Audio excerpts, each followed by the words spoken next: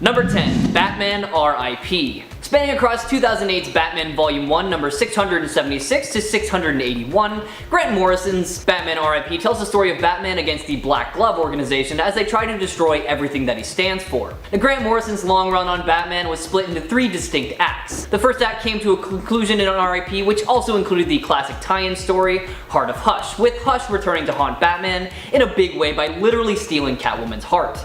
Once Batman cleaned up that mess, he had to deal with the increasingly aggressive actions of the mysterious secret society known as the Black Glove, who had been infiltrating Gotham City's elites for years. They now tried to take down Batman, and they used an interesting approach by trying to attack Batman's very sanity. And it seemed as though they succeeded and Batman had snapped. However, the main message of this series was, here's the thing about Batman. You might think you're one step ahead of him, but Batman literally thinks of everything. He was more than prepared for a scenario where he might be mentally incapacitated, so he created a sort of altered personality that would take over to protect him. Once he returned to normal, he took down the Black Glove. However, after doing so, he headed off to Final Crisis, where he seemingly died, which set up Act 2, where Dick Grayson took over as Batman.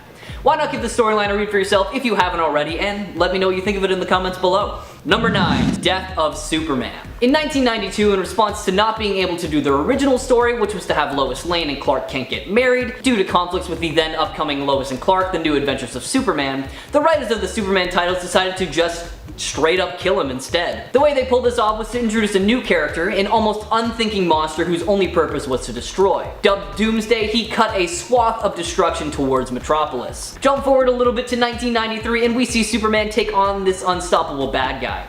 Obviously, Superman was able to take down the bad guy because, you know, he's Superman, but both Doomsday and Superman ended up succumbing to their injuries at the end of the fight. While some heroes have been resurrected multiple times, this was the first and only time that Clark Kent bit the dust, and it sent shockwaves through the world of comics. The aftermath of the story followed how the world reacted and who showed up to take his place, the latter part featuring the introduction of several new characters who stuck around to help form the later DC Universe. Death of Superman is one of the most far-reaching media events in comics history, and that, coupled with the return of Superman, changed the rules of DC forever, opening the door for anyone to come back to life. Check out the storyline for yourself so you can see firsthand what this death meant to the DC Universe, starting with 1992 Superman the Man of Steel Volume 1, number 18. Number 8. Doomsday Clock. Running from January of 2018 to February of 2020, Doomsday Clock was a limited 12-issue series that heavily featured Superman, Batman, and the Watchmen. It features the concept of the multiverse, where the Watchmen universe exists separately from the DC universe, and each universe's characters treat the other universe's characters as fictional. In the Watchmen universe, 7 years after the massacre in New York City, the details inside Rorschach's journal have been published, exposing Ozymandias' role in the event. Now a fugitive, Ozymandias gathers several others to find Dr. Manhattan and bring him back to save the world. Meanwhile, in the DC universe, during the present day, the Superman theory, a conspiracy theory that accuses the United States government of creating its own metahumans, has created international conflict and led to an arms race, with various governments around the world recruiting metahumans and creating sanctioned super teams. As characters from both universes meet each other, most of them try to find Dr. Manhattan for many different reasons, leading them to discover mysteries and revelations that they had not been aware of before. This series actually concludes the story established in the New 52 and DC Rebirth and is a direct sequel to the graphic novel Watchmen by Alan Moore, so if you haven't checked it out already, head on over to 2018's Doomsday Clock number 1 and read it all the way through to 2020's Doomsday Clock number 12.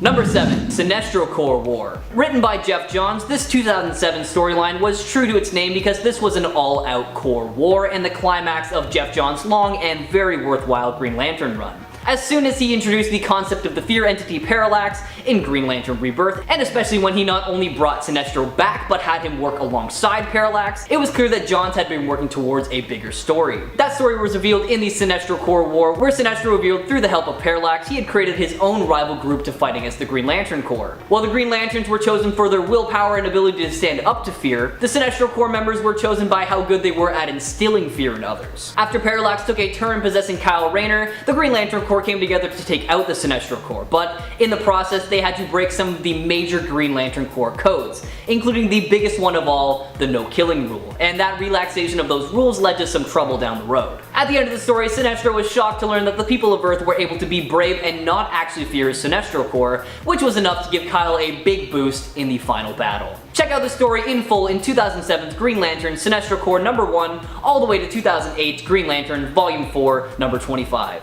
Number 6. Identity Crisis. Now at its core, Identity Crisis is a love story wrapped inside a murder mystery, with a concerted effort to bring real-world crime and quote-unquote darkness to the Justice League's ivory watchtower. It all starts with the death of Sue Dibney, the Elongated Man's wife, and from there it spirals into a story of lines being crossed by both supervillains and heroes. Addressing very heavy topics like forced mind wiping, the story made some readers very uncomfortable, and when all was said and done, the family members of a few heroes were dead and the reputations of others were tarnished in brand new ways. It is eventually realized by Dr. Midnight, Mr. Terrific, and Batman, all separately I might add, that Sue was murdered using some pretty familiar technology. However, it's not done by someone that you would expect. Cover your ears now if you don't want to hear who it was. The murderer was Jean Loring, the wife of the Atom, who is committed to Arkham Asylum after she's discovered. Now there are two viewings of Identity Crisis, one as a dark tragedy reflective of the real world, and one as a tenaciously destructive tentacle of the Watchmen squid monster, still wriggling around 15 years later. I've only seen the former, but if you see the latter, I would love to hear your thoughts in the comments below. Haven't read it and want to give it a go? Well, check out 2004's Identity Crisis number 1 to 2005's Identity Crisis number 7. Number 5. Blackest Night. The culmination of a series of Green Lantern storylines by Geoff Johns that had introduced the Yellow Lanterns,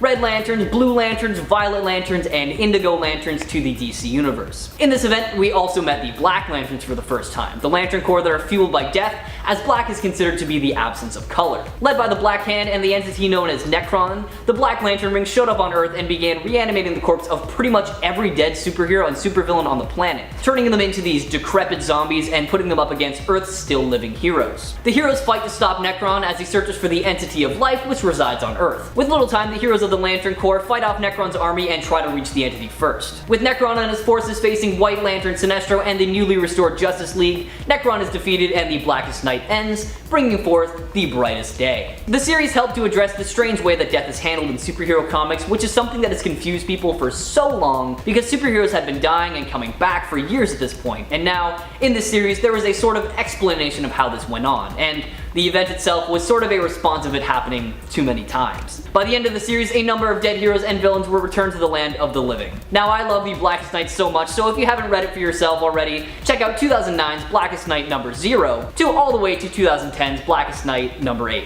Number 4. Flashpoint. Probably my favorite event to ever happen in DC Comics. If you're not familiar with Flashpoint, then you are missing out because all of it is just such a great read. In 2011, 26 years after Crisis on Infinite Earths reset the DC continuity, DC decided to relaunch many of its titles and characters for a second time. The relaunch involved major changes across the board, not just within the stories themselves, but in the number of titles released every month, the publication of hard copy and digital comics, and the inclusion of some characters from DC imprints. Flashpoint indicates the end of the New Earth continuity and starts Prime Earth and the New 52. Barry Allen wakes up in an alternate reality in which he is aware that the world has changed. In this complicated Flash-centric storyline, it is revealed that Barry's time traveling is what has changed the world that he knew, forcing him to go back in time again and set things right. Flashpoint combined and reset several different timelines, including that of Imprint's Vertigo and Wildstorm, after which DC launched their New 52. Some of the more notable differences in this universe are Thomas Wayne is Batman because Bruce was murdered by Joe Chill, Shazam is known as Captain Thunder and his power is split up between 6 children, Aquaman is a bad guy, and just so much more.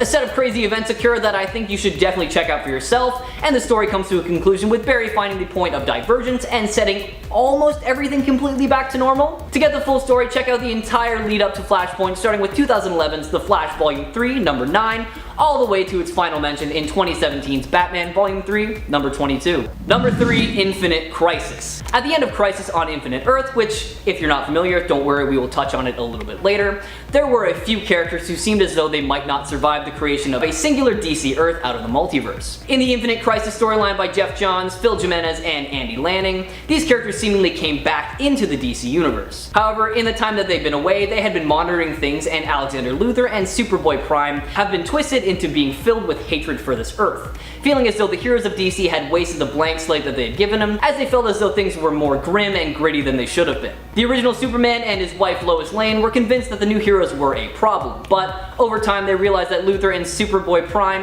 had just gone mad, as Luthor's plan was basically to just wipe out the entirety and just start over once again. In the end, the heroes stopped the insane plot of Luthor, but in the process also revealed that there was no longer just one Earth, meaning the multiverse was back, baby. Give Infinite Crisis a read for yourself by checking out 2005's Infinite Crisis #1 all the way to 2006 Infinite Crisis #7. Number 2.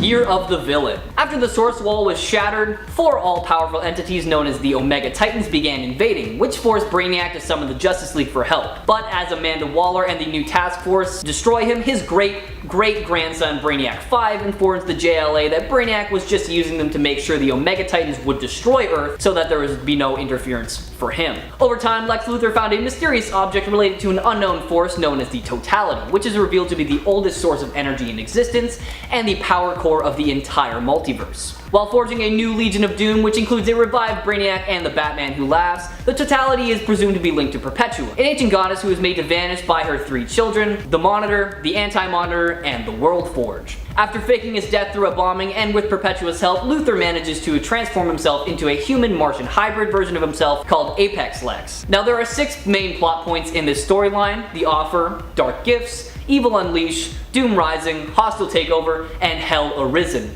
which sees Luthor succeeding in freeing Perpetua. Spanning across July of 2019 to May of 2020, check out the main story for yourself, starting with 2019's DC's Year of the Villain Special #1 to 2020's Year of the Villain Hell Arisen #4. And number 1, Crisis on Infinite Earths. By the mid-1980s, many of DC's superheroes had been around for about 50 years, and things were starting to get just a little bit confusing. Early versions of characters didn't match up with their later versions, and the comics had way too many continuity problems regarding ages, time periods, powers. There was just way too many flaws in continuity everywhere, especially with their bigger characters. While most fans were willing to overlook these flaws, it was becoming more and more problematic with each passing year. Crisis on Infinite Earth changed the whole landscape of the DC Universe and served as the very first time a comic book company would reboot its entire continuity in order to revamp everything. Crisis on Infinite Earth essentially wiped out all of these continuity issues, the multiverse, and even several characters, you know, back when character deaths actually meant something, giving us a streamlined and consistent DC Universe for the first time in a very long time. The storyline itself brought together heroes from all over DC's universe to battle the Anti-Monitor and ended with some major deaths. As well as resetting the DC Universe and revitalizing characters and storylines, Crisis was one of the first major overarching comic book crossover events. It really goes without saying, but if you haven't read the storyline yet, then you're truly missing out, so check out 1985's Crisis on Infinite Earths #1, all the way to 1986's Crisis on Infinite Earths #12. There are many changes that happen to many comic book characters, but today we're looking specifically at Batman villains, as you probably already know. These changes can happen in comics, on film, or in this case even video games. Whatever the case may be, it's always a little surprising when your favorite villain changes sides or starts to look or act a little differently. For some, these major or minor changes in the character are loved. Other times, fans are upset with the whole mentality of, if it ain't broke, don't fix it, you know? I'm Taylor McWaters, and in no particular order, here are the top 10 biggest Batman villain changes. Let's get to it. Also, spoilers ahead as well. Tread carefully, fellow nerds. Number 10, the Joker. In the Last Night on Earth series, we find Bruce Wayne at Arkham Asylum. Yeah, it's super sad and dark. He wakes up to discover that he has never, in fact, been Batman. Like when he goes to hug Alfred, the panel quickly cuts, and then Batman is like out in this random wasteland almost. And he has like this sort of asylum suit on with wavy pieces of white clothing that kind of blows behind him. It looks like Edward Scissorhands or like a mummy. It's kind of cool. But he wakes up in this desert, and in the midst of all this confusion, he sees a lantern. Not like a lantern, like an actual lantern, you know? And what's in the lantern, you might be thinking?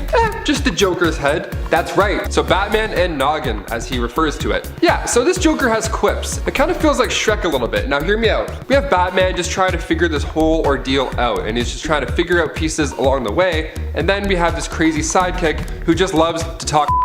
The writers really amped it up in issue number 3 of The Last Night on Earth. So during the duo's travels, Joker mentions, in a jokingly manner of course, that he wanted to be Batman's next Robin. Could you imagine that? Well, yeah, you can because it happens. And it's awesome, too. So basically, you take this Lantern Joker's head and mix it in with Tim Drake's mech Robin suit that he no longer needs, and bam, you have the new Robin. He's an actual sidekick in this too, like he almost dies trying to save Bruce from Omega. The Last Night on Earth. Go check it out, right now. Well, after the video, but yeah. Number 9, Killer Croc. AKA Waylon Jones, he made his first debut in Batman number 357. We saw him in Suicide Squad and he looked pretty bad. It's kind of like a dinosaur, or like the lizard from Amazing Spider-Man, whatever. We don't talk about that movie in here. We're talking about DC, we're not talking about them. So the introduction of his character in Suicide Squad actually got me pretty pumped. And then the rest of the movie happened, so short-lived, to say the least. His OG look wasn't nearly as menacing though. I mean, see, from his debut back in 1983, he looked like a guy. A strange-looking guy, but still more human than his current look nonetheless. Now at this point, he was just a criminal with a scaly skin disease, where now he looks like a monster, donning the full-on Croc monster look. And if you want to see these big changes for yourself, make sure you check out Batman Hush Killer Croc, where he looks arguably the most bad. There's one panel where he's just towering over Catwoman and he's like, I want my money! And she's like, alright man, chill out. I would my leather pants. Very fast. Number 8, Scarecrow. Okay, this next one's for the nerds who also like to game out. Jonathan Crane, aka Scarecrow, is one of my favorite villains, hands down. After making his first appearance in World's Finest Comics issue 3, and also portrayed by Cillian Murphy in the Nolan trilogy, Scarecrow is known to use fear as a main weapon, which is pretty sick. So we see this in Batman Begins, but we really see the full effects of where he can go mentally, specifically in the game Arkham Asylum. I mean, he's insanely scary and quite the big deal. He almost acted like Freddy Krueger in some ways. Like one minute you'll be walking around in the middle of a mission, maybe you're scanning something, and then all of a sudden the camera starts to change a bit, and then the game changes, and then all of a sudden you're in this crazy nightmare. And it's so smooth the way it happens that you get kind of concerned, someone who's actually playing it. I also love seeing this type of Scarecrow in a video game because it made me feel like I was part of it. Like literally I was part of the action. You feel like a detective in the entire game series, it's done so well, but then you also feel pretty scared when you're not sure if what you're seeing is supposed to happen in the game. Some parts I swear my game was glitching. Amazing series if you haven't played it yet. Number 7, Poison Ivy. Taking place in Batman Joker War, we find a ravaged Gotham City. The Joker has sent out all his goons to run around and basically mess the place up. Most of Batman's villains are just laying low at this point, just kind of waiting to see what happens, you know, just watching from afar. Now at this point, we haven't really seen much of Poison Ivy in the storyline. After a brawl with Punchline and Harley, most of Poison Ivy's hidden underground cave called Eden burned down. So Poison Ivy returns to look for Harley and she sees the damage. Oh, there were a few of Joker's goons inside, but they obviously didn't last long, as you would have expected. She explains to the last guy before she kills him that she's done with distractions, and instead of rebuilding this cave, which she easily could have done, she summons up this new plant called Devil's Ivy. Cool name too. Speaking of cool names, she reveals her new persona, Queen Ivy. That's right, shortly after she builds a throne, a fancy new outfit, and to top it all off, a crown. I dig it. Number 6, Mr. Freeze. Making his debut back in Batman Volume 2, Issue 1, Mr. Freeze is an iconic Batman villain, and partially because I think the best actor in the world played him in Batman and Robin. That's right, I'm talking about our boy Arnold. Mr. Freeze's biology was altered after being bathed in chirochemicals, so his body heat is only that of 23 degrees Fahrenheit. So anything he touches will also freeze. Now of course this also slows his aging down drastically. He wears a chiro suit to help keep his body temperature below freezing. That is until a recent Detective Comics issue 1012. Nanotech saves the day. That's right, for years Mr. Freeze has been working with nanotech over and over again until finally he can now survive without the use of his helmet. I mean, as cool as the helmet did look, I think the main Avatar Blue Man Group kind of look suits him, you know? What do you guys think? Helmet? On? Off? I think off. Number 5, Joker. This one is super recent. I did say spoilers at the beginning of this video. You were warned. Warned, I tell you. So in Batman Joker War, the Joker appears to be wearing a batsuit. Yeah, and it's pretty bad looking too. I mean, come on. He's got the smile across his chest, they got the ha-ha-has written on the side, and to top it all off, he's even sporting the purple cape. It's amazing. So Batman had no idea that this is what he would find. I mean, first a dead Alfred greeting him, and then now a Joker in a Batsuit. Get me out of this nightmare, what is going on? So how did this even come about? While Punchline and Joker's goons turned Gotham into a flaming death zone, like I mentioned earlier, the Joker was busy going after Wayne's fortunes. And I loved seeing this version of the Joker as well, like going after Wayne's money right off the bat, pun intended. Even confirming his own actions by saying, you know what, I'm going against my own brand on this one. It's just fun. And we also saw similar looking suits back before Suicide Squad even came out, and like promo material and stuff. And it got us pretty hyped up. Me and my friends were talking about it. Yet it never happened. A lot of those things just didn't happen in that movie, eh? Number 4, Catwoman. Making her first debut in Batman #1, Selina Kyle looked a bit different from the start, to say the least. We've seen numerous actors play the iconic jewel thief, from Michelle Pfeiffer, or as I said growing up, Michelle Pfeiffer, to Zoe Kravitz, set to play her in the upcoming Batman flick with Pattinson. So we know the look by now, all black, slick, couple of quips, some eyebrow raises, she kicks. This look was never the case, however. In the first issue she appeared in, she was actually referred to as the Cat, simply put. And at this time, her outfit looked just a bit more lame, if I can say. She kind of looked like Doctor Strange in a weird way. The all yellow dress, the red cape, but the best part, she had a realistic fur mask. It wasn't until 1946 until her mask was changed to a more fitting look. Still not quite what we're used to, but it's a step in the right direction, that's for sure. Then in the 50s, she was deemed more of a sidekick to Batman rather than a villain. Number 3, Harley Quinn. Making her first debut back in Batman Harley Quinn in 1999 and portrayed by the insanely talented Margot Robbie, literally one of the best actors on the face of the earth, Harley Quinn has always been known for flipping back and forth, changing sides. She's kinda weaving in and out a little bit, you know? Even her character evolution in the new DC movies alone, like looking at Harley in Birds of Prey compared to how we met her in Suicide Squad. In the comics, her relationship with the Joker is abusive and it's controlling, and Harley has histrionic personality disorder, so she has a lot of things in common with the Joker. So when it comes to seeking attention with all these crime lords, she's super entertaining when she tries to get Mr. J's attention. She uses her psychiatrist skills to get in close, you know, get in your head a little bit. She's super lovable as well, I mean obviously. Look who's playing her. I'm glad DC is moving Harley to be her own character in this new live action franchise. It's a nice message too. It's like, you know what, no matter how deep in love you are with a psycho, you can always break out of it, start a gang, and kick some bad guys' ass. There's always time, guys. Number 2, CLAYFACE. Basil Karlo, aka CLAYFACE, made his first debut back in 1940 in Detective Comics numero 40. He was an actor that had gone a touch crazy when a remake of his classic movie was released with a new actor. Kind of like what we get to see every other month. So he decided to adopt this persona of an old movie villain, CLAYFACE. And this guy's pretty neat. He can mimic anybody just by getting a smidgen of DNA. He could change the shape, the size of his body.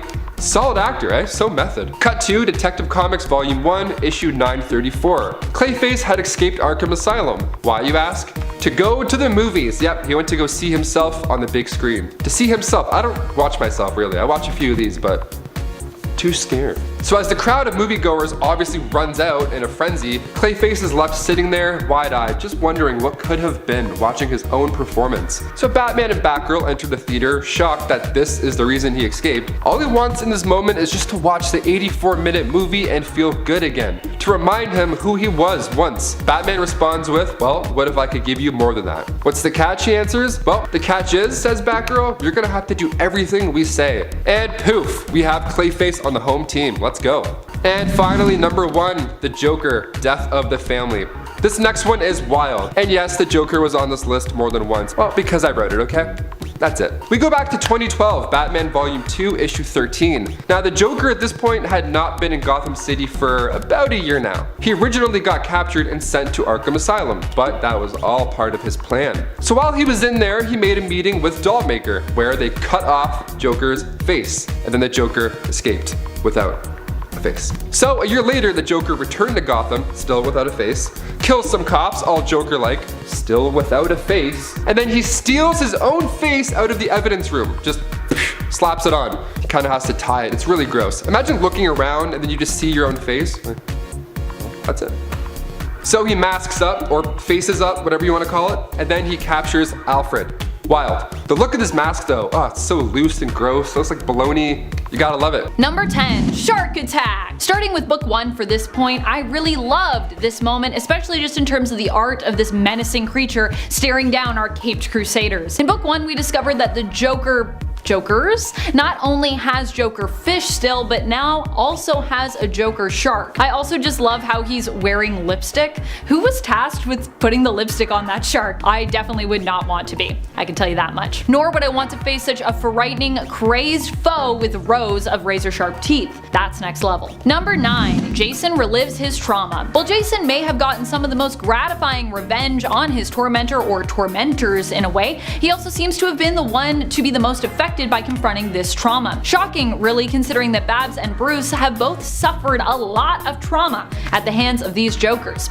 In book 2, while striking out on his own and splitting off from the Bat Trio, Red Hood ends up confronting the Jokers during their attempt to create a new one. They beat him bloody, destroy his mask, make him relive his past trauma by beating him and thoroughly enjoying it, sharing that they thought originally that Jason would make the perfect new Joker as someone who already seems to be heading in that direction. They leave him naked and broken for Batgirl and Batman to find. Number 8, Jason kills the Joker. This was a huge moment at the end of book 1, and a moment for many I think that left us reeling, especially when combined with the aftermath of Batgirl confronting Jason. Jason took it upon himself to do what he knew Bruce wouldn't. He killed his Joker, the Clownish, hoping that it was his Joker, the one responsible for killing him originally. Jason shot him in the head, ending him while the Clownish was left in Barbara and his care. Despite the fact that Barbara pleaded with him not to do it, she even attempted to stop him with a batarang, or so she claimed. One of the best moments is actually when Jason calls her on the fact that she probably missed on purpose,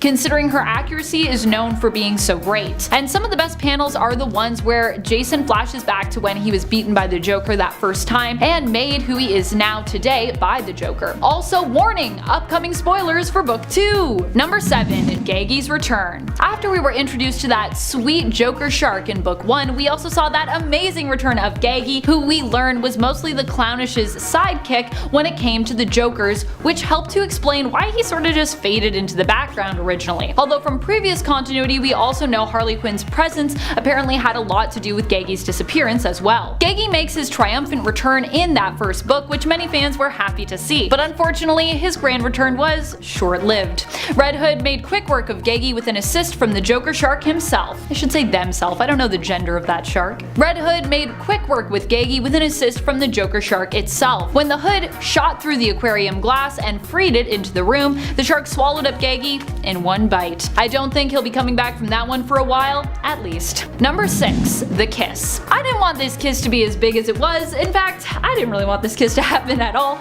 but hey, we got it. And it was actually such a big moment I felt like it distracted somewhat from the main story's development in book 2, which is why I actually highly recommend going back and rereading through book 2 again before you hop on to book 3 if you haven't already. This kiss was a random one that we got between Barbara Gordon and Jason Todd following Jason's getting beaten up by the two Jokers. Following Jason getting beat up by two of the Jokers. After he comes to, he and Barbara have a conversation about their trauma, and Jason expresses that he's always felt no one has ever been there for him. Barbara reminds him that she and everyone wishes they could have been there, but that they, thought he was dead. She reaches out to comfort Jason, holding onto his hand, and then they kiss. Some liked this, some felt it came out of nowhere. I definitely think Jason was misreading Barbara's sentiment. But whatever you think, this moment was definitely show-stopping. Also, warning, upcoming spoilers now for book 3. Number 5, Batman kills the Joker? At least we think he did. Batman smashes the oldest Joker, the criminal, through a wall. And this Joker is old. He seems to be getting older and older with each panel he appears in. By book 3, he looks like Grandpa Joker to me, which makes sense given that this is the book where we finally have all the pieces and are able to sort of lock in really what each Joker represents and what they were responsible for as an individual. The criminal as such is believed to be the Joker who made the other two, or so it seems. This Joker is the one most obsessed with the bigger picture, with everything having some great purpose and meaning, and we do not see him get up after Batman smashes him through a brick wall as the Monarch Theater crumbles around them, implying that Batman accidentally killed him. Or maybe he just died of old age. If he's the true original Joker, he'd likely be at least 98 years of age, without any anti-aging or alternate Earth retcons happening in the comics like Bruce has frequently had happen for him. Number 4. More than 3. At the beginning of book 3, one of the startling and instantly sobering moments is when we realize there have been countless Jokers, or at least countless attempts to make new Jokers. Who are these other Jokers? Did they succeed in committing any crimes? Or were they just marked dead on arrival? We get a whole page of alternate Jokers with names and pictures, which just makes you even more curious about the whole creating a Joker process and how many times it's truly been attempted. Were there ever more than 3 Jokers at once? Number 3. Jason's love letter. Despite the fact that Barbara pretty much instantly dismissed the kiss she and Jason Todd shared as a moment, Jason is not willing to let it go. He wants to change, but feels in order to do so that he needs to be with Barbara. He wants to be with her and give the two of them together a try. Jason thinks they could be great together. He confesses this to Barbara near the end of book 3, but she dismisses him again. So, what does he do? Move on? Nope, he writes it all out for her one more time in a letter. The letter is heartfelt and sweet, but I gotta say, I feel bad for the guy because I really don't think Jason is Bab's type. He leaves the letter taped to her door, and even more tragically, the note falls off the door and then is swept away by the apartment building cleaners. Just like I kinda wish that kiss could have been swept away, but it happened. Number 2. Joker's big plot. One of the best reveals we got in this entire story was how the whole thing was Joker's plan the entire time. And this time, I mean, it was the plan of the Joker we had left at the end, the comedian. The comedian claimed he did all of this to basically heal Batman of his greatest wound. Yep, his whole evil plot was to make Batman feel better by allowing him to deal with the ghost that has always haunted him, the boogeyman that he's always seen as a kid, Joe Chill. One of the things that made less sense here was that Joe Chill went from being a heartless murderer of 40 people when we saw him last with Batman in the Mobius chair, and now this version of Joe Chill had always felt guilty about the murder of the Waynes and felt awful about what he'd done, especially when he learned that the Waynes, while wealthy, had actually worked hard to make the city a better place for less fortunate people like himself. Still, that continuity blip aside, I really loved that Bruce was able to heal from this wound and that it was all part of Joker's great plan. Heal Batman so that he could be the only pain in his side, the only one who was able to twist that knife in Bruce's heart. Number 1. The Joker's true origins. In getting our Joker count reduced down to one lone comedian Joker, this also meant we finally got the true backstory for the Joker solidified. And it's the one you likely are already familiar with from The Killing Joke. Both Jeff Johns and Jason Fabok have stated in interviews about 3 Jokers that the book would be heavily inspired by that story, and this point definitely allows us to see that connection and inspiration. The Joker's backstory becomes that of the one we were introduced to in The Killing Joke, should this part of 3 Jokers be accepted as canon. But the best part of this reveal is that it doesn't really matter who the Joker is. It matters for the story, for the characters, and for allowing us to understand more the relationship between Batman and the Joker, but it doesn't actually matter in terms of changing what the Joker represents. We learn that both Batman and the Joker know the true origins of one another, but what really matters is what they represent to one another at the end of the day. What really matters is who they are now to each other. And that makes for a satisfying ending to what I would describe as a well-written, well-drawn, and well-made overall story, whether or not it ends up being a canon story.